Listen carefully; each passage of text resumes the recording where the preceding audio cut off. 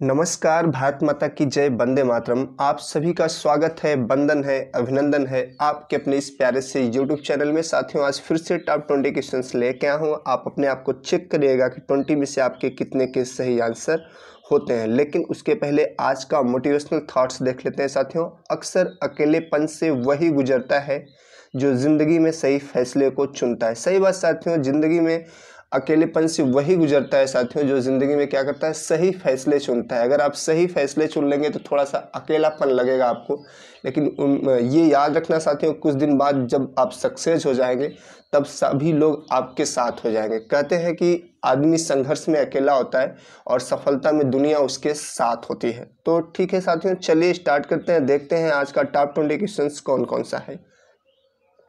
ये रहा पहला क्वेश्चन साथियों। संसद के किसी भी सदन का सदस्य ना होते हुए अधिकतम कितने समय तक के लिए कोई केंद्रीय मंत्री अपने पद पर रह सकता है? चलिए बताना है साथियों कि संसद का सदस्य किसी भी सदन का सदस्य नहीं है, फिर भी कितने समय के लिए कोई केंद्रीय मंत्री अपने पद पर रह सकता है, ये आपको बताना है साथियों। चलिए बताइए, 12 माह, 6 माह, 4 माह या फिर 3 माह? चलिए बताइए, इसका सही जवाब क्या होगा, आपको बताना है साथियों। चलिए बताइए, इसका सही जवाब क्या होगा? 12 माह, 6 माह, 4 माह या फिर 3 माह? चलिए बताइए, ए, बी, सी या फिर डी। जितने भी भाई बहन लाइव हैं सबका तहे दिल से स्वागत, वंदन, अभिनंदन। चलिए बताइए साथियों, तो इसका राइट आंसर क्या होगा साथियों? बी, 6 माह साथियों, 6 माह तक रह सकते हैं। ठीक है साथियों, संसद के किसी भी सदन का सदस्य न होते हुए भी अधिकतम 6 माह के लिए कोई मंत्री अपने पद पर बना रह सकता है। भारतीय संविधान के अनुच्छेद कितने के अनुसार साथियों? 75 के अनुसार। अनुच्छेद 75 के अनुसार प्रधानमंत्री एवं मंत्रियों की नियुक्ति संबंधित प्रावधान में यह सब वर्णित है। ठीक है, कि अगर सदस्य नहीं है किसी सदन का तो वह अधिकतम 6 माह तक रह सकता है। ठीक है, चलिए बढ़ते हैं अगले क्वेश्चन की तरफ और देखते हैं कि अगला क्वेश्चन क्या है। ये रहा अगला क्वेश्चन साथियों।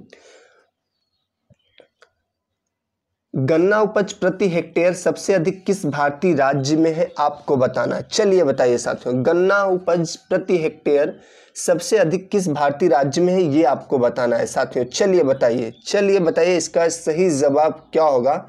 जब आंखें बंद हो तो यादें हिंदुस्तान की हो, हम मर भी जाए तो कोई गम नहीं, लेकिन मरते वक्त मिट्टी हिंदुस्तान की होनी चाहिए साथियों। सभी शहीदों को सत सत नमन, वीर शहीदों को सत सत नमन, सभी सैनिकों को मेरा प्रणाम। चलिए बताइए इसका सही जवाब क्या होगा? गन्ना उपज प्रति हेक्टेयर में सबसे अधिक उपज किस राज्य में है? चलिए बताइए साथियों, गन्ना उपज प्रति हेक्टेयर सबसे अधिक किस भारतीय राज्य में? तमिलनाडु, उत्तर प्रदेश, उत्तराखंड या फिर कर्नाटक? चलिए बताइए साथियों, इसका सही जवाब क्या होगा? तो इसका राइट आंसर होगा ए साथियों, तमिलनाडु में क्या है साथियों? गन्ना उपज प्रति हेक्टेयर सबसे अधिक है।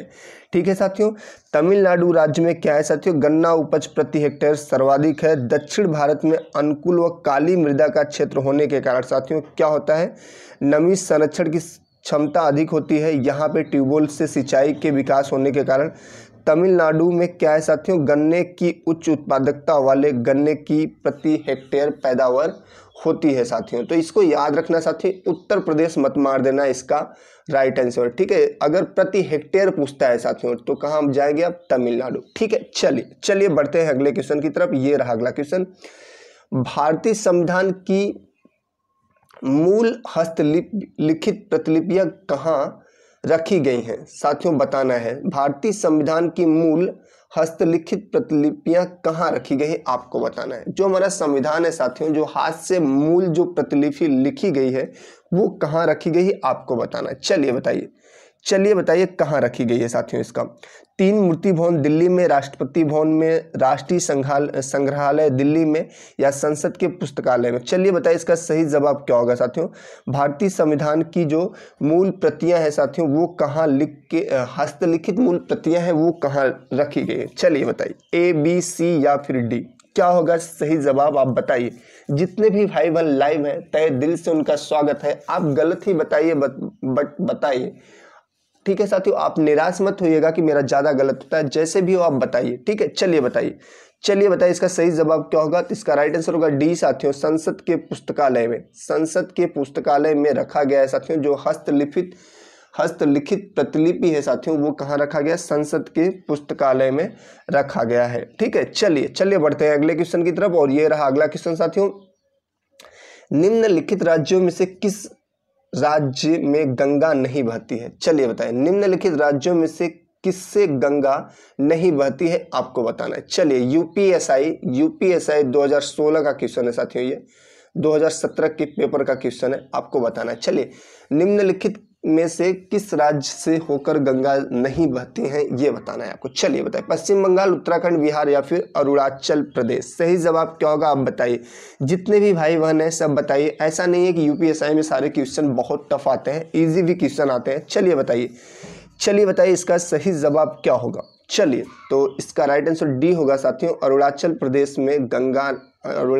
से गंगा नहीं होकर बहती हैं।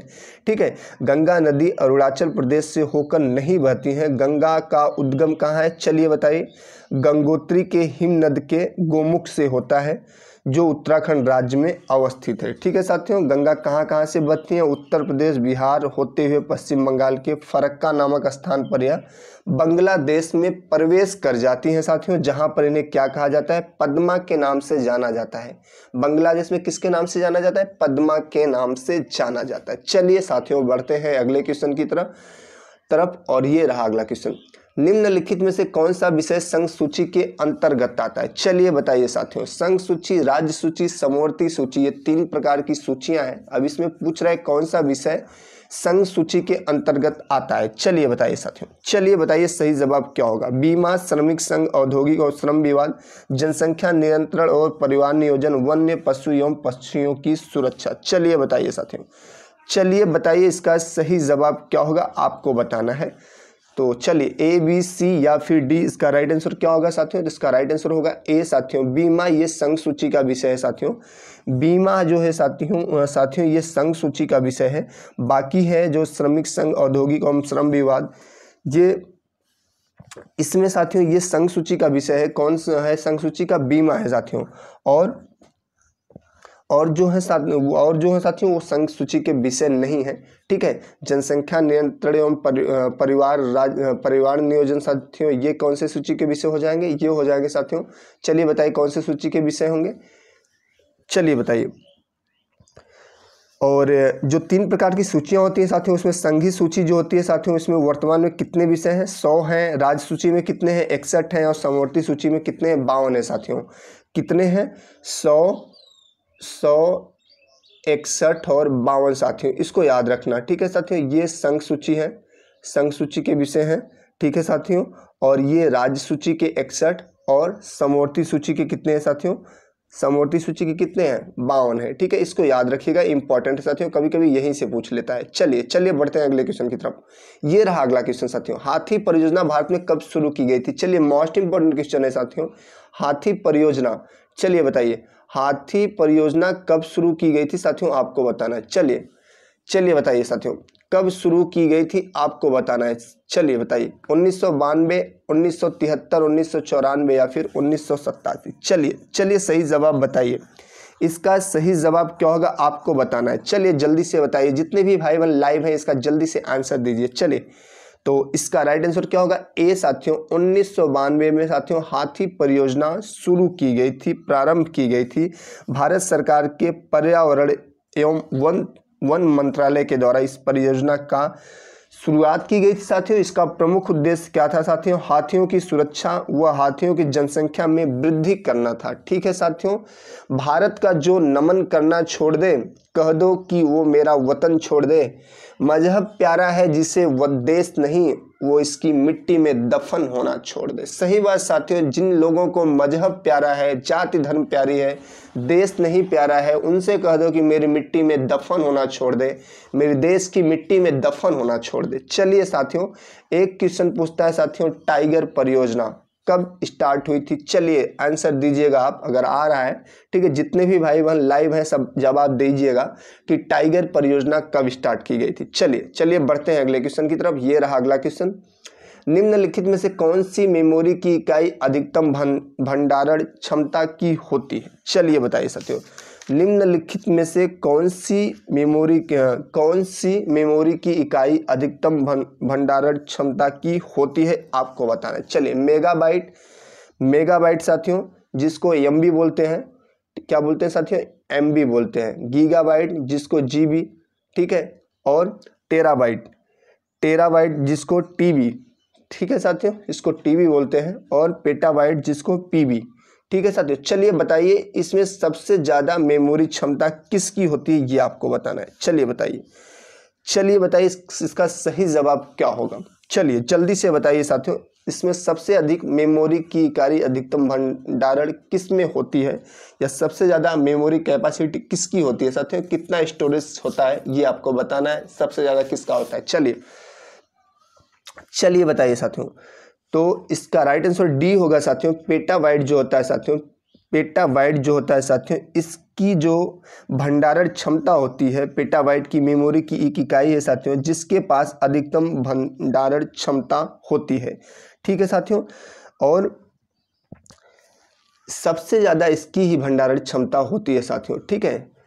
एमबी की तो कम होगी साथियों, गीगाबाइट की, जीबी की ज़्यादा होती है, टेराबाइट की उससे भी ज़्यादा होती साथियों, ठीक है। लेकिन सबसे ज़्यादा किसकी होती साथियों? सबसे ज़्यादा होती है पेटाबाइट की, ठीक है। चलिए बढ़ते हैं अगले क्वेश्चन की तरफ। ये रहा अगला क्वेश्चन साथियों, केंद्रीय जांच ब्यूरो का संस्थापक निदेशक कौन था? चलिए बताइए।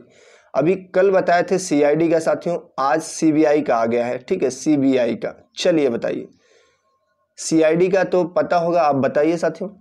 चलिए बताइए, कल ही पढ़े थे, अब सीबीआई का पढ़ना है। चलिए बताइए, सीबीआई का संस्थापक निदेशक कौन है, या किसे कहा जाता है? करमचंद जैन, यमसी मेहता, डीपी कोहली, खान बहादुर, कुर्बान अली खान। चलिए बताइए, सीबीआई का जनक किसे कहा जाता है साथियों, आपको बताना है। चलिए बताइए साथियों, केंद्रीय जांच ब्यूरो सीबीआई के संस्थापक निदेशक कौन थे, आपको बताना है। चलिए बताइए साथियों, इसका सही जवाब क्या होगा, आपको बताना है। चलिए, ए, बी, सी या फिर डी, राइट आंसर क्या होगा, आप बताइए साथियों। चलिए बताइए, इसका सही जवाब क्या होगा? तो इसका राइट आंसर होगा साथियों सी। क्या होगा? सी साथियों, डीपी कोहली साथियों। डीपी कोहली को सीबीआई भारत सरकार की प्रमुख जांच एजेंसी है जो साथियों, इससे आपराधिक एवं राष्ट्रीय सुरक्षा से जुड़े हुए विभिन्न प्रकार के मामलों की जांच के लिए बनाया गया है। और इसके संस्थापक निदेशक कौन थे साथियों? डीपी कोहली थे। इन्होंने 1 अप्रैल 1963 से लेकर 31 मई 1968 तक अपनी सेवा दी है, ठीक है साथियों। तो याद रखना, केंद्रीय जांच ब्यूरो का कौन है? डीपी कोहली, ठीक है साथियों। याद नहीं होगा तो विराट कोहली जो है वो अनुष्का को लेकर जांच करते हैं सीबीआई जैसा, ठीक है, कि कहाँ पे जाती है, किससे बात करती है, ठीक है। तो केंद्रीय जांच ब्यूरो का डीपी कोहली, याद रखना। चलिए बढ़ते हैं अगले क्वेश्चन की तरफ। ये रहा अगला क्वेश्चन साथियों,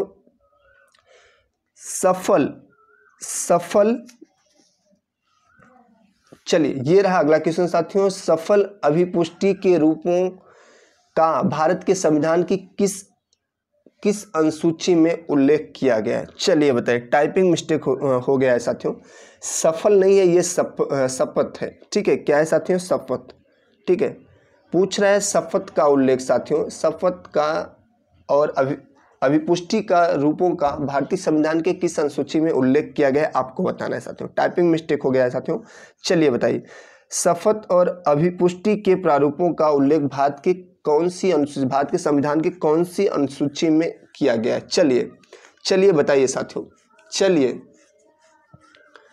चलिए बताइए साथियों, किस में किया गया? दूसरी, पहली, चौथी या तीसरी? शपथ की बात कर रहा है, जो ओथ होती है साथियों, जो शपथ लेते हैं उसका उल्लेख कौन सी अनुसूची में किया गया है, आपको बताना है। चलिए साथियों, पहली अनुसूची में क्या है साथियों?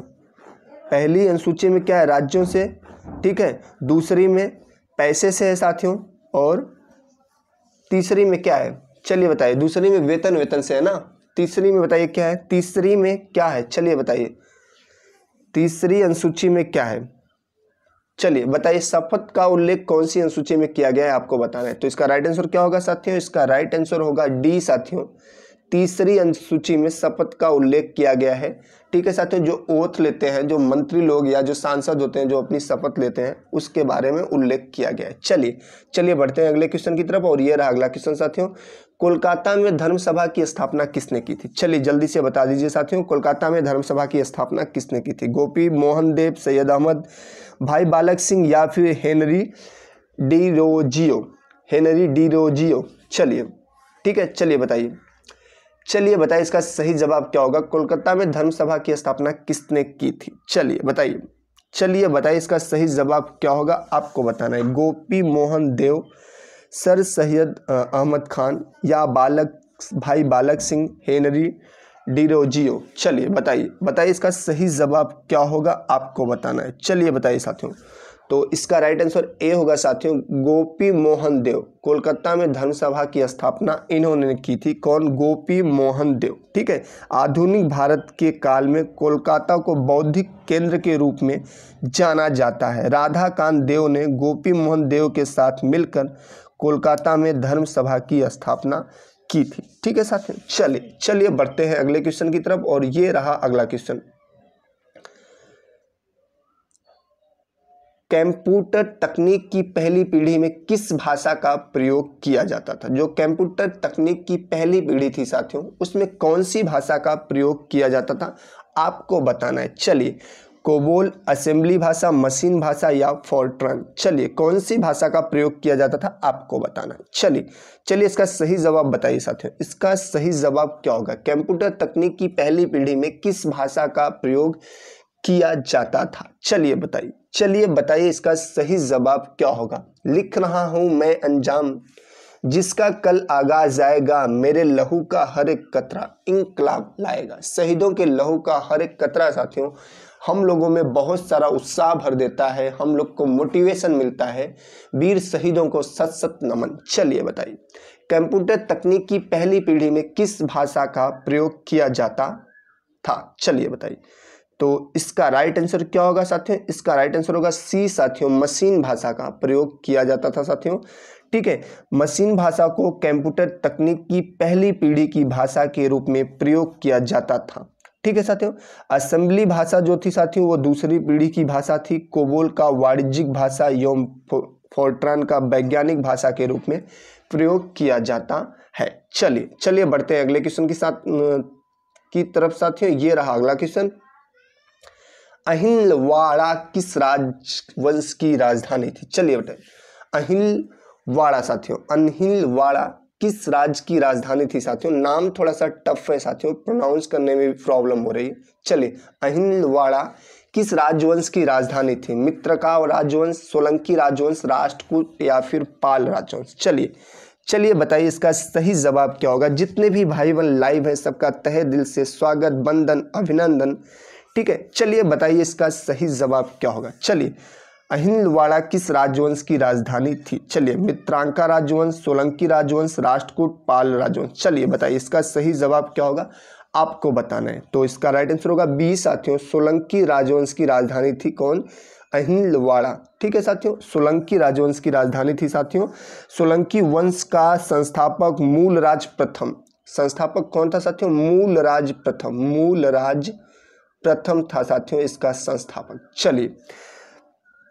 चलिए बढ़ते हैं अगले क्वेश्चन की तरफ। और ये रहा अगला क्वेश्चन साथियों, चीन में बनी विश्व की सबसे बड़ी रेडियो दूरबीन का उपनाम क्या है? चलिए बताइए साथियों, जो चीन है साथियों, जो चिंग है, इसके देश में बनी साथियों सबसे बड़ी रेडियो दूरबीन का क्या नाम है, आपको बताना है। चलिए, चाइना भाई, चाइना। चलिए बताइए इसका सही जवाब क्या होगा, आपको बताना है। चलिए बताइए साथियों, जो अब तक न खौला वो खून नहीं पानी है, जो देश के काम न आए वो बेकार जवानी है। चलिए बताइए साथियों, चीन में बनी विश्व की सबसे बड़ी रेडियो दूरबीन का उपनाम क्या है, आपको बताना है साथियों। चलिए बताइए इसका सही जवाब क्या होगा। चलिए, ननसन तियानयान तेलिंगा K87। चलिए बताइए इसका सही जवाब क्या होगा। तो इसका राइट आंसर क्या होगा, आपको बताना है साथियों। इसका राइट आंसर होगा, क्या होगा आपको बताना है। चलिए बताइए, तो इसका राइट आंसर होगा बी साथियों, तियानयान, ये चीन में बनी सबसे बड़ी दूरबीन का क्या है साथियों, उपनाम है। क्या नाम है, तियानयान। ठीक है, याद रखना तियानयान। ठीक है, चलिए बढ़ते हैं अगले क्वेश्चन की तरफ। ये रहा अगला क्वेश्चन, संसद और राज्यसभा विधानमंडल के चुनाव के संबंध में चुनाव याचिका किसके सामने दायर की जा सकती है। चलिए बताइए साथियों, संसद और राज्य विधानमंडलों के चुनाव के संबंध में चुनाव याचिका किसके सामने दायर की जा सकती है, आपको बताना है। चलिए बताइए, उच्च न्यायालय, सर्वोच्च न्यायालय, निर्वाचन आयोग या फिर राष्ट्रपति। चलिए जल्दी से बता दीजिए इसका सही जवाब क्या होगा, ए, बी, सी या फिर डी। चलिए तो इसका राइट आंसर क्या होगा साथियों, इसका राइट आंसर होगा ए साथियों। उच्च न्यायालय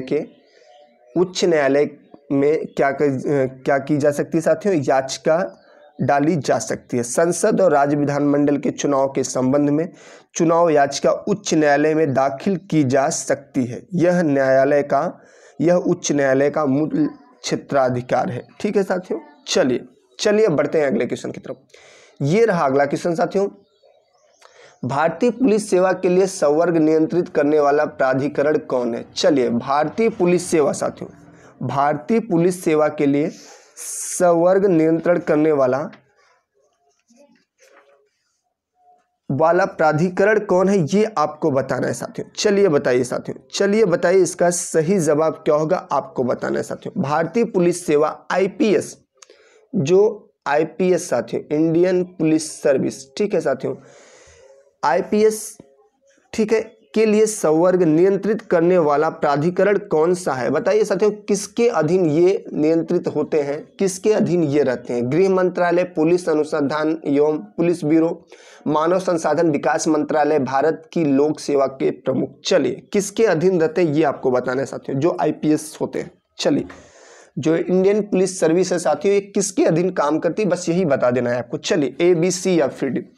चलिए, तो इसका राइट आंसर होगा ए साथियों, गृह मंत्रालय, जो होम मिनिस्ट्री होती है साथियों, उसके अंतर्गत ये सब क्या करते हैं, आईपीएस, जो भारतीय पुलिस सेवा है साथियों, वो काम करती है। ठीक है, चलिए बढ़ते हैं अगले क्वेश्चन की तरफ। ये रहा अगला क्वेश्चन, वे किसान जो तुरंत फसल ऋण चुकाते हैं उन्हें भारत सरकार के द्वारा कितने प्रतिशत की दर से अतिरिक्त ब्याज की सहायता दी जाती है। चलिए साथियों बताइए, वे किसान जो साथियों तुरंत अपना ऋण चुका देते हैं उनको भारत सरकार के द्वारा कितने प्रतिशत की अतिरिक्त ब्याज की सहायता दी जाती है, आपको बताना है। चलिए बताइए साथियों, 2%, 4%, 7% या फिर 3%, क्या होगा सही जवाब, आप बताइए साथियों। चलिए, जो किसान तुरंत अपना ऋण चुका देते हैं उनको भारत सरकार के द्वारा अतिरिक्त ब्याज की सहायता दी जाती है।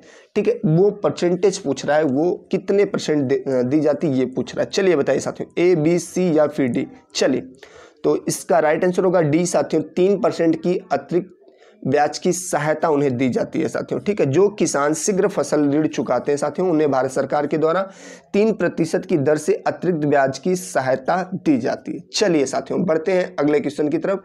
ये रहा अगला क्वेश्चन साथियों।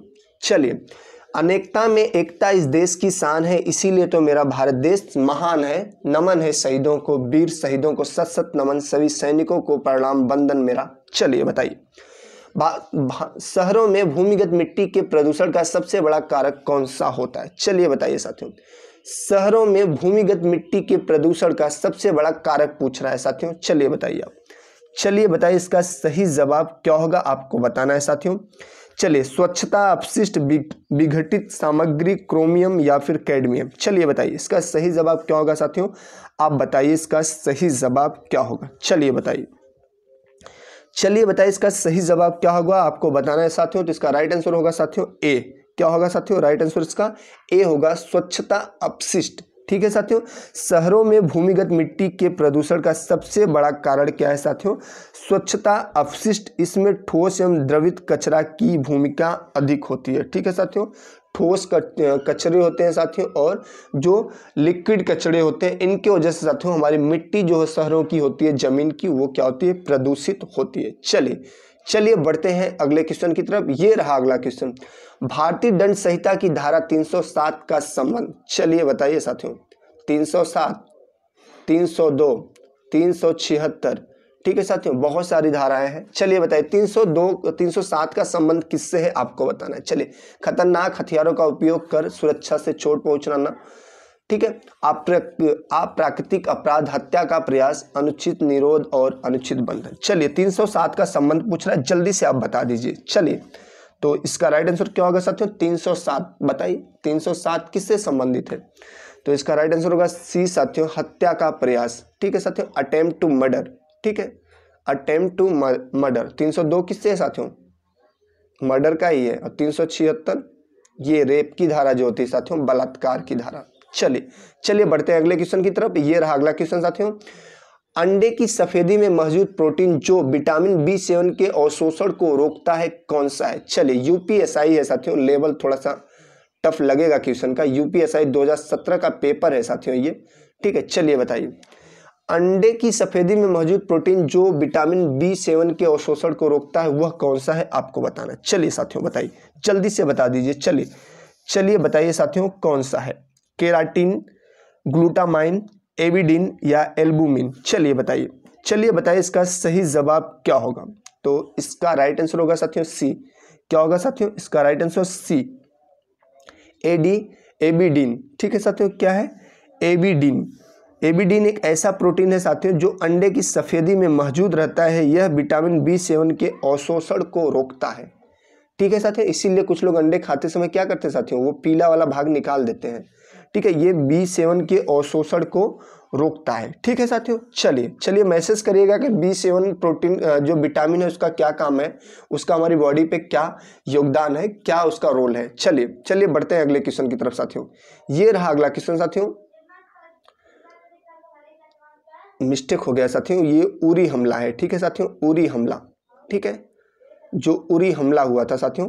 ठीक है, उरी हमला जम्मू एवं कश्मीर राज्य में भारी हथियारों से लैस 4 आतंकवादियों के द्वारा हुआ था। यह किस तारीख को हुआ था आपको बताना है साथियों। चलिए, उरी हमला साथियों, जो उरी हमला था ये जम्मू और कश्मीर राज्य में हुआ था साथियों। 4 आतंकवादी थे जो भारी मात्रा में गोला बारूद लिए थे, हथियार लिए थे, उन्होंने किया था। आपको डेट बता देनी है, कौन सी डेट को हुआ था। ठीक है, एक मूवी भी आई है उड़ी पे।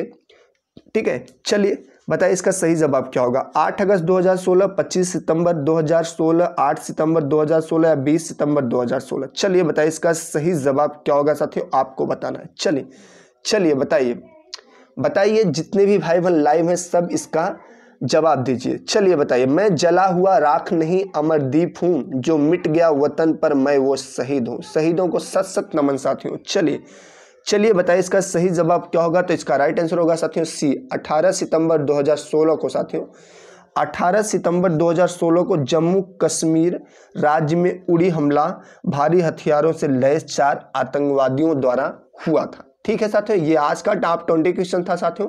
आप अपने आप को चेक किए होंगे कि 20 में से कितने के सही जवाब आपके आए होंगे साथियों। अगर 8-10 के भी आ रहे हैं साथियों तो यू आर गुड स्टूडेंट्स। ठीक है साथियों, आप अच्छे स्टूडेंट्स हैं क्योंकि ये यूपीएसआई के पेपर का सीधा वहां से उठाया गया क्वेश्चन है। ठीक है साथियों, यूपीएसआई के पेपर से लिया गया क्वेश्चन है साथियों, इसलिए थोड़ा सा लेवल जरूर इसका टफ होगा साथियों। थैंक्स फॉर वाचिंग साथियों। वीडियो अच्छा लगा हो तो लाइक कर दीजिएगा साथियों। आपके एक लाइक से हमको बहुत सारा मोटिवेशन और प्यार मिलता है आपका।